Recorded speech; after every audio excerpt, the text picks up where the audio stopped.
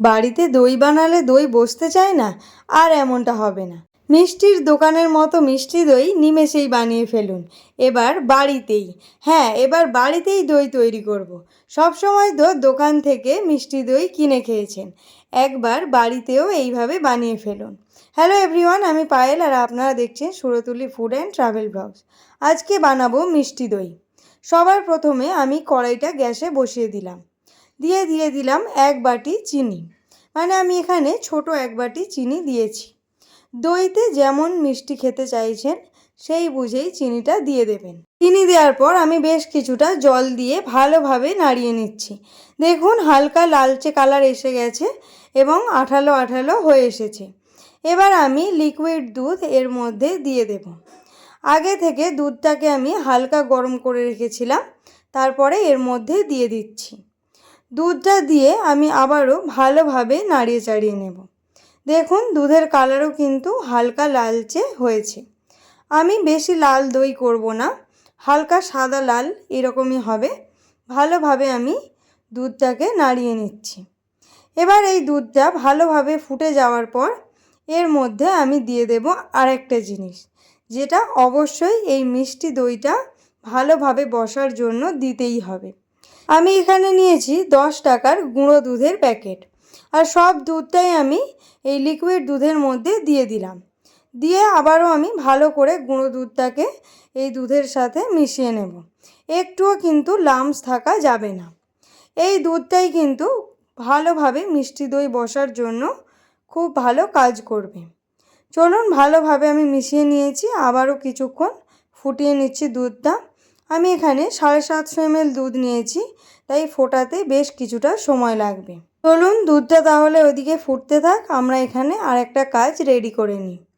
আমি এখানে মাটির দুটো ছোট ছোট পাত্র নিয়েছি, যাতে বেশ কিছুটা করে টক দই মাখিয়ে দিচ্ছি। টক দইটা ভালোভাবে মাটির পাত্রের গাগুলোতে ঘষে ঘষে মাখিয়ে দেবেন। মাটির পাত্রে দই বসালে যেমন দেখতে সুন্দর হয়, তেমন দই কিন্তু ভালোভাবে বসেও যায়। চলুন, আমার এখানে দুটো মাটির পাত্র ছিল, তাতে আমি খুব ভালোভাবে টক দইটা মাখিয়ে নিয়েছি। এবারে যে আরও কিছুটা টক দই ছিল, সেটাতে আমি ভালো করে একটা পাত্রে নিয়ে খুব ভালোভাবে ফেটিয়ে নেব বেশ কিছুটা সময় নিয়ে। ভালোভাবে টক দইটা ফেটালে তাহলে আর কোনো গুটলি থাকবে না এবং একদম স্মুথভাবে দইটা বসবে। আমার দুধটা এখানে এবারে একদম রেডি হয়ে গিয়েছে এবং ভালো মতোই ঘন হয়ে এসেছে। 750 ml দুধ আমি 500 ml মতো করে নিয়েছি। এবার আমি গ্যাসটা অফ করে দেব, দিয়ে বেশ কিছুক্ষণ নাড়াচাড়া করব, যাতে খুব তাড়াতাড়ি ঠান্ডা হয়ে যায়।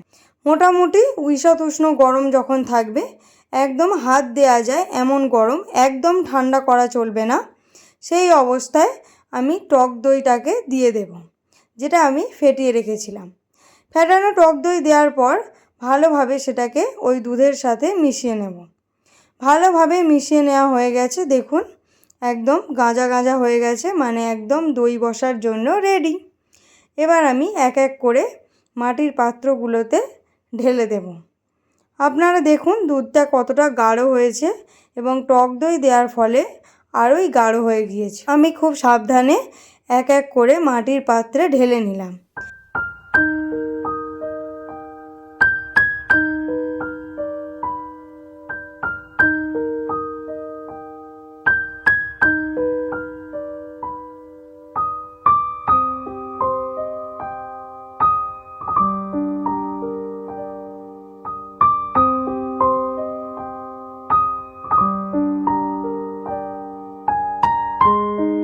এবার আমি প্রত্যেকটি দুধের পাত্রকে একটা মোটা কাপড়ের উপরে বসিয়ে দিলাম, দিয়ে প্রত্যেকটিকে ঢাকা চাপা দিয়ে দেব। পুরো রাত কিন্তু এইভাবে ঢাকনা চাপা দেওয়াই থাকবে।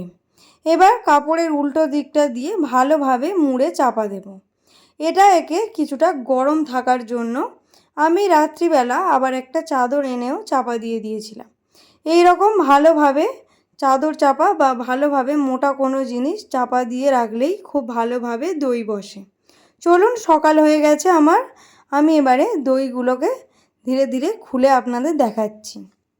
দেখুন প্রত্যেকটি কিন্তু খুব সুন্দরভাবে বসেছে এবং একটুও জলীয় অংশ আর নেই। দেখুন আপনাদের প্রত্যেকটি খুলে দেখাচ্ছি কতটা সুন্দরভাবে বসেছে।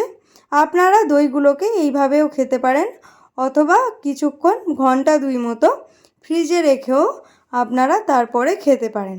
আমি এখানে বেশ কিছুক্ষণ ফ্রিজে রেখে দিয়েছিলাম, তারপরে আপনাদেরকে দইটা কেটে দেখাচ্ছি। দেখুন কত সুন্দরভাবে বসেছে, একদম পারফেক্ট দোকানের মতো দই হলো কি না।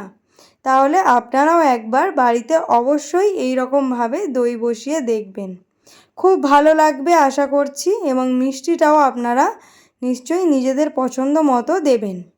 আজকের মতো এই পর্যন্ত। ভিডিওটা ভালো লাগলে লাইক, শেয়ার, সাবস্ক্রাইব করে পাশে থাকার অনুরোধ রইল।